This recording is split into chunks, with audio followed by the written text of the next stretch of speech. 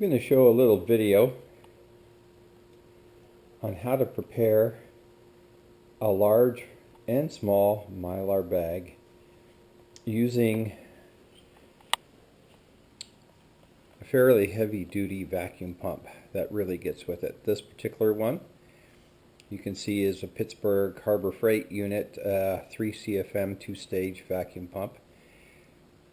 I think it's normally $289. I saw it on sale for $150, and somebody had a return, so I actually got this one for $50. And then what I did is I put an inline filter in place, a short 4-foot flexible hose with a swivel on the end, and then a steel rod on the end of that. What you're going to need is a 5-gallon Mylar bag. You'll need a 5-gallon food grade bucket and lid. Of course, some product to put in it. I think you'll find that if you look often, you can find these 4 and 5 pound sacks of flour and sugar cheaper than the 25-pound bags, which doesn't make sense, but I'm going to go with whatever's cheaper. And then a simple flat iron. This one's a Conair. It really doesn't matter, but we're going to use that for sealing purposes. So let's in here. I have matzo mix, flour, sugar, and some active dry yeast. I'll seal this up with the iron and then pull a vacuum on it. Don't forget to put a couple 500 cc, or some people put a couple 1000 cc units in the bag. Pull out the remaining oxygen that you don't get out. I'm going to take the flat iron.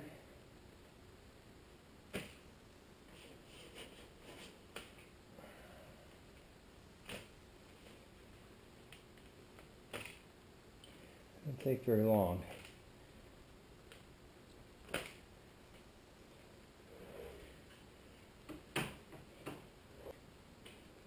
Insert the tube before you seal it too far.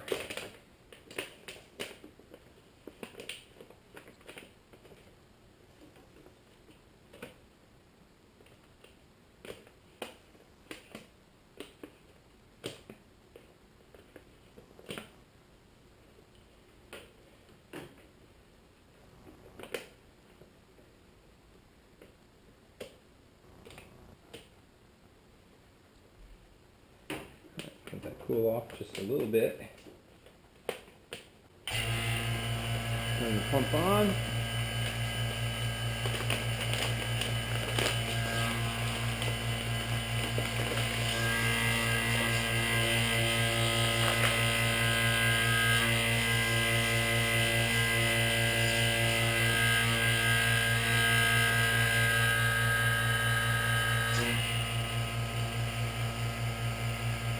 That's all there is to it. Hammer it on, and then when you want to get back in, you can get in and out of this easily. They cost about $1.50 or $2 more, but they're worth it. For right now, I'm just going to hammer this on.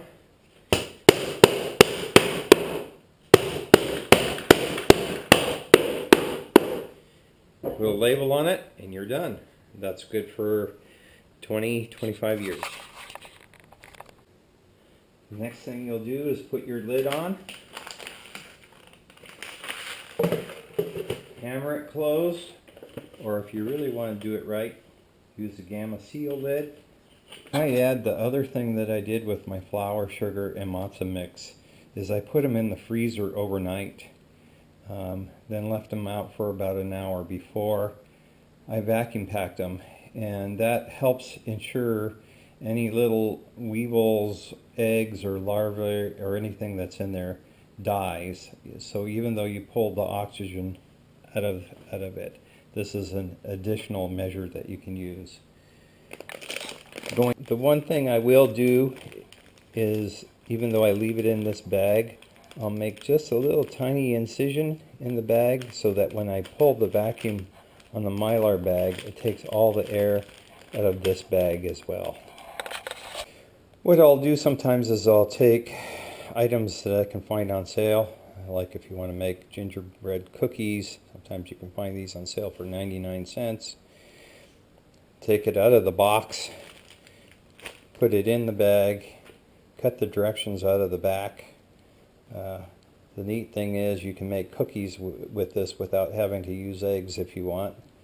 Put the directions in here, pull a vacuum on it, put an oxygen absorber in there, and you get a nice little treat later on. Back to the cake mix, the ginger cake. I'm going to have that in there, cut just a little hole in it, put my directions in there, and an oxygen absorber in there. Go ahead and seal most of it.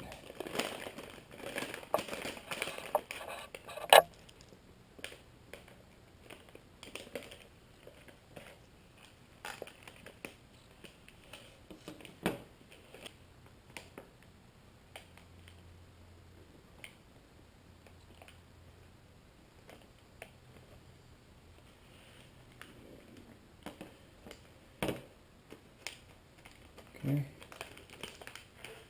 Vacuum.